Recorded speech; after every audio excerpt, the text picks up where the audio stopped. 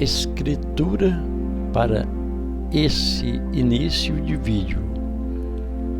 Livro de João, capítulo 3, verso 16. Porque Deus amou o mundo de tal maneira que deu seu Filho unigênito, para que todo aquele que nele crê não pereça, mas tem a vida eterna.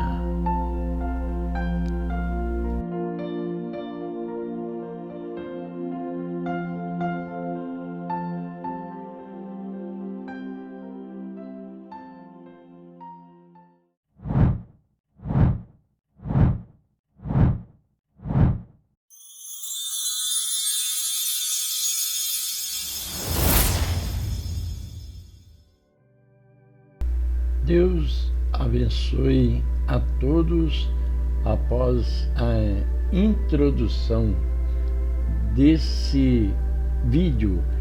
Escritura citada conforme João ali 3,16, como foi lida, e quero estar expressando aqui mais uma escritura conforme João 5,39 e versículo 40.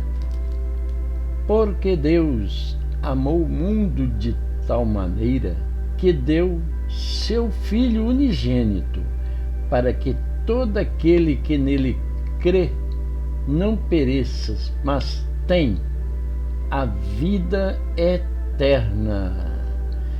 E o versículo 40, como está escrito: e não quereis vir a mim, amados. Quanta maravilha é poder estar com a palavra de Deus, as Sagradas Escrituras. Quando nós queremos sentir Deus presente através da bendita palavra, a qual a Bíblia é a boca de Deus, expressando para nós ao que nós precisamos receber, as bênçãos de Deus na palavra. E quero estar citando também aqui ao livro de Apocalipse, capítulo 1, versículo 3, ali quando o anjo falou ali a esta escritura no livro de Apocalipse, capítulo 1, versículo 3. Bem-aventurado aquele que lê e os que ouvem as palavras desta profecia e guardam as coisas que nelas estão escritas, porque o tempo está próximo. Vamos, a partir deste momento, um pouco de oração, pedir a Deus para abençoar as nossas vidas, os nossos corações, enquanto estamos aqui para venerar a um Deus verdadeiro, um Deus puro.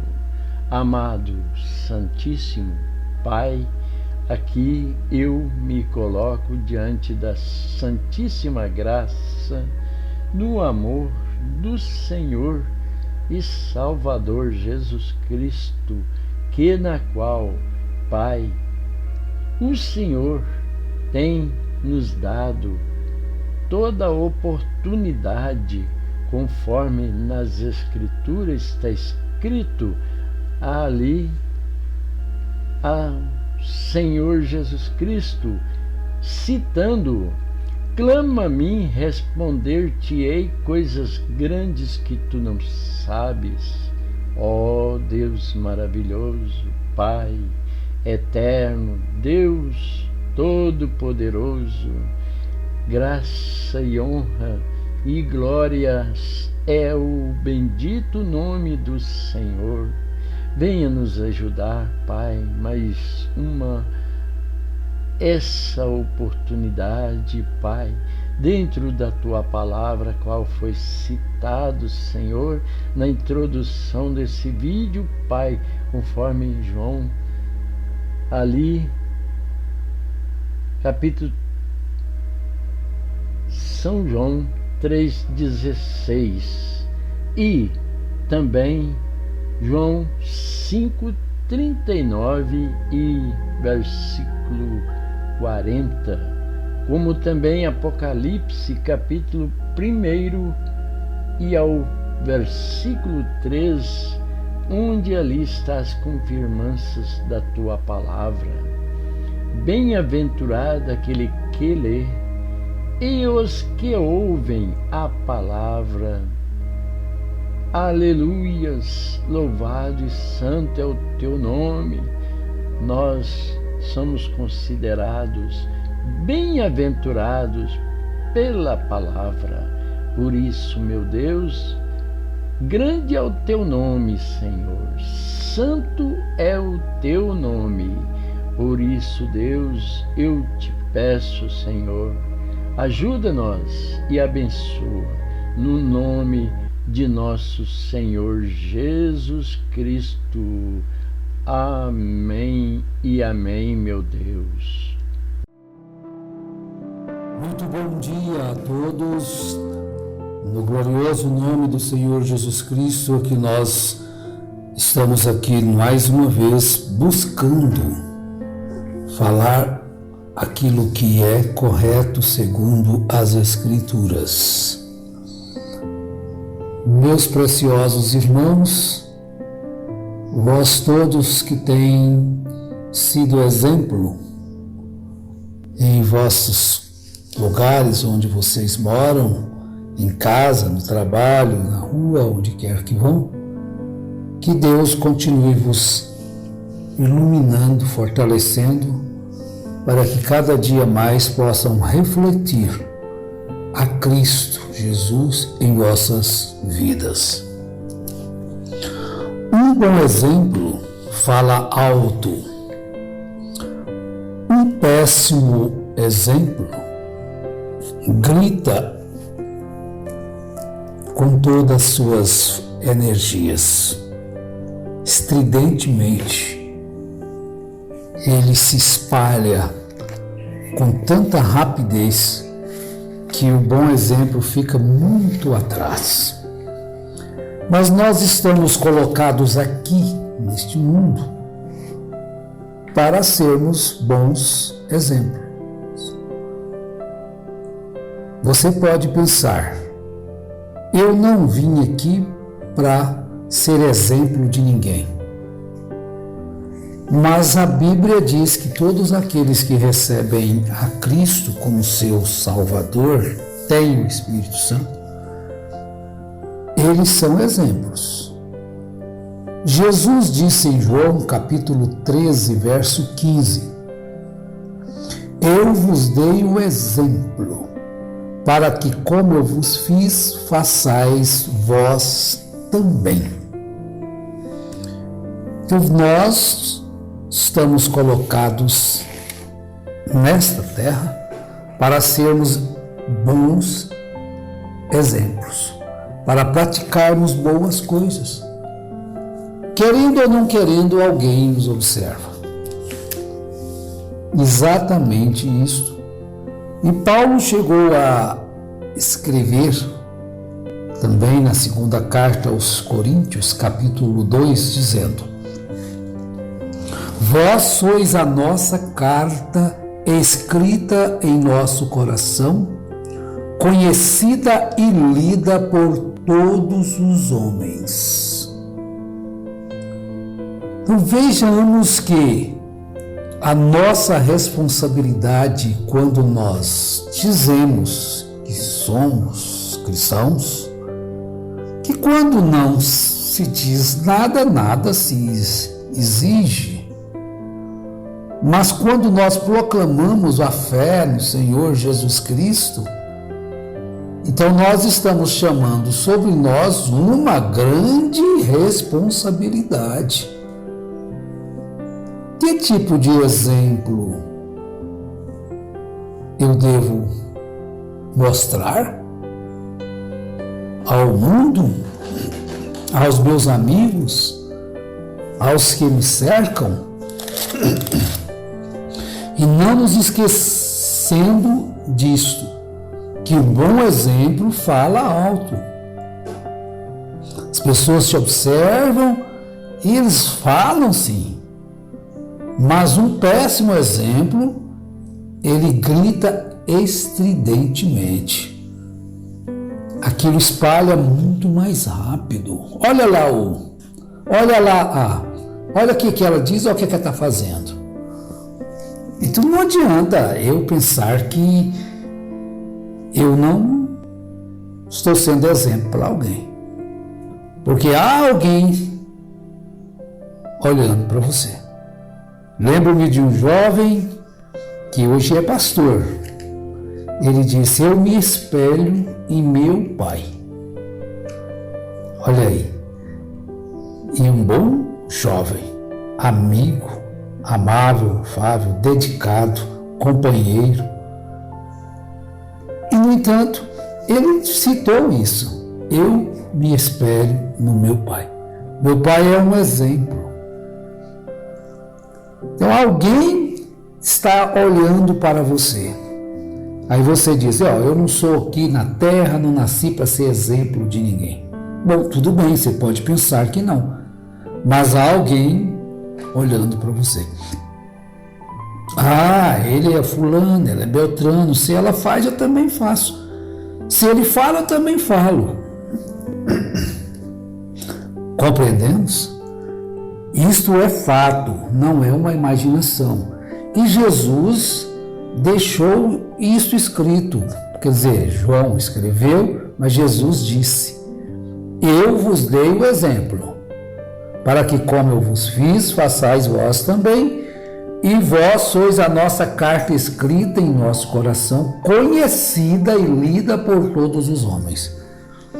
Seus negócios, suas palavras, suas ações, seu modo de ver as coisas.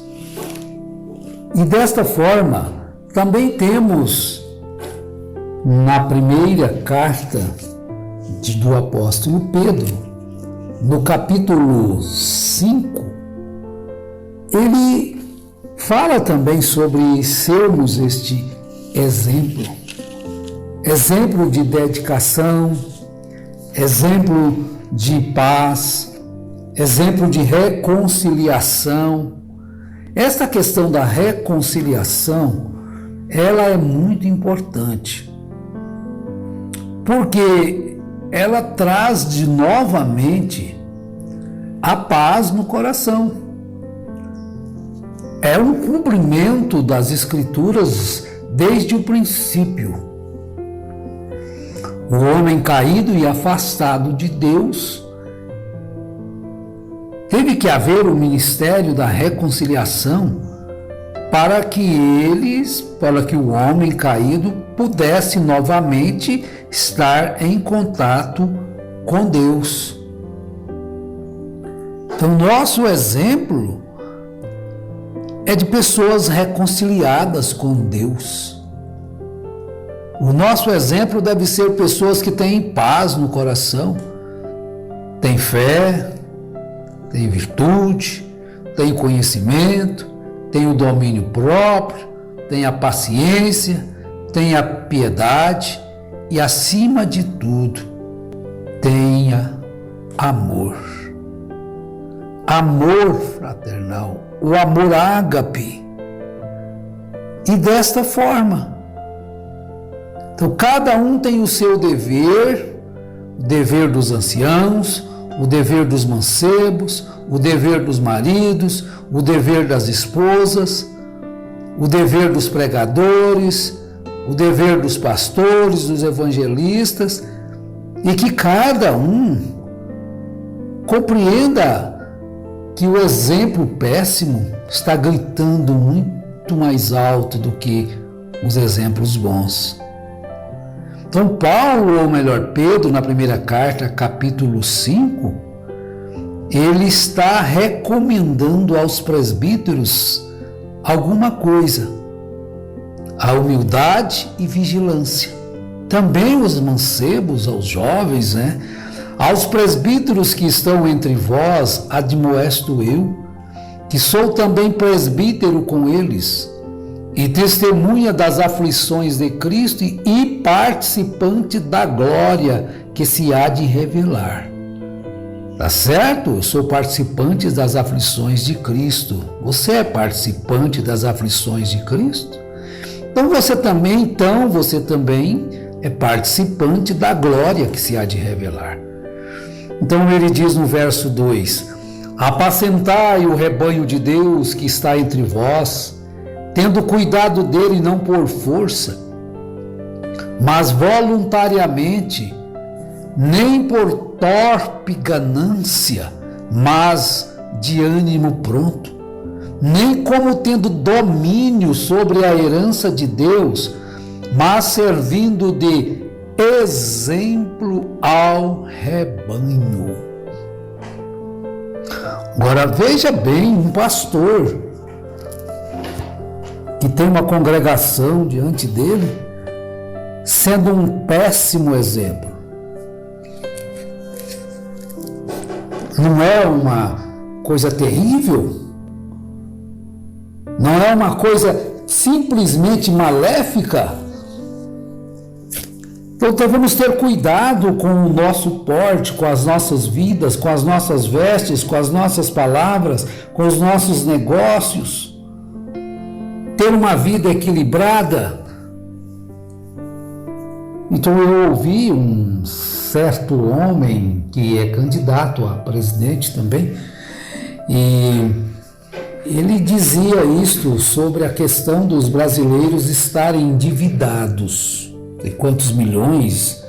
E falaram uns milhões lá que eu fico até endividados, que eu digo é assim, contas que estão quase que impossível de pagar, E eu fiquei assustado com aquilo, falei, não pode, Senhor. Acho que 80 milhões de brasileiros estão nessa condição. Então ele diz assim, olha, o brasileiro ganha um pouco, ele tem que passar a ganhar mais. Quer dizer, é um candidato com uma visão dessa, ele tem que ganhar mais dinheiro. Então pensei eu, ganhar mais para gastar mais. A questão do endividamento, a menos que seja um acidente, uma enfermidade, algo que acontece inesperado, então isso pode ocasionar um problema, na família, e assim ficar com uma dívida para ser paga. Mas ele disse que ele tem que ganhar mais dinheiro. Então eu pensei comigo, não é ganhar mais dinheiro, é saber gastar o que ganha. A gente conhece pessoas que ganham muito dinheiro e, no entanto, estão todos endividados. Porque quanto mais se ganha, mais se gasta. Não é próprio do cristão ficar devendo. Paulo diz isso, a ninguém devais coisa alguma a não ser o amor. Então a economia, ela deve ser elaborada com instruções de sabedoria. E os provérbios antigos, que se sempre dizia a respeito de avançar na lua pensando que é queijo, não avance na lua pensando que é queijo. Não ponha seu chapéu onde sua mão não alcança. Mas, como existem péssimos exemplos em relação à questão de dinheiro no mundo político, no mundo religioso, mal aplicado, então as pessoas têm exemplos péssimos. E o exemplo péssimo grita estridentemente. Então Então vejamos, meus irmãos, nós como cristãos, creio eu que vocês têm este pensamento e querem realmente ser um bom exemplo de vida, como marido, como esposa, como filhos, como patrões, como empregados, um bom exemplo segundo as Escrituras. Segundo as Escrituras. Jesus disse: eu vos dei o exemplo. Devemos espelhar-nos em Jesus Cristo em todos os sentidos. Em todas as coisas que nós vamos, segundo a nossa vida, viver. Olha, Cristo foi o nosso exemplo e deixou tudo aí escrito para que nós então possamos caminhar segundo os ensinamentos das Escrituras, segundo o ensinamento que ele deixou, para que nós então pudéssemos viver uma vida de paz sossegada. Paulo disse: não ambicioneis coisas altas, mas ameis a simplicidade, porque a ambição faz com que às vezes pessoas se endividem. Olha, veja bem, Paulo escrevendo também na primeira carta a Timóteo, no capítulo 1. Deixa eu ler o verso 15 e o 16. Esta é uma palavra fiel e digna de toda aceitação, que Cristo Jesus veio ao mundo para salvar os pecadores, do qual eu sou o principal. Mas por isso alcancei misericórdia, para que em mim, que sou o principal, Jesus Cristo mostrasse toda a sua longanimidade, para exemplo dos que haviam de crer nele, para a vida eterna. Paulo reconheceu isso, que ele nas suas palavras, o principal dos pecadores. Palavras dele, não sou eu que estou dizendo, ele mesmo disse, está escrito na sua carta a Timóteo. Então, mas por isso alcancei misericórdia, para que em mim, que sou o principal, Jesus Cristo mostrasse toda a sua longanimidade, para exemplo dos que haviam de crer nele para a vida eterna. Pense nisso.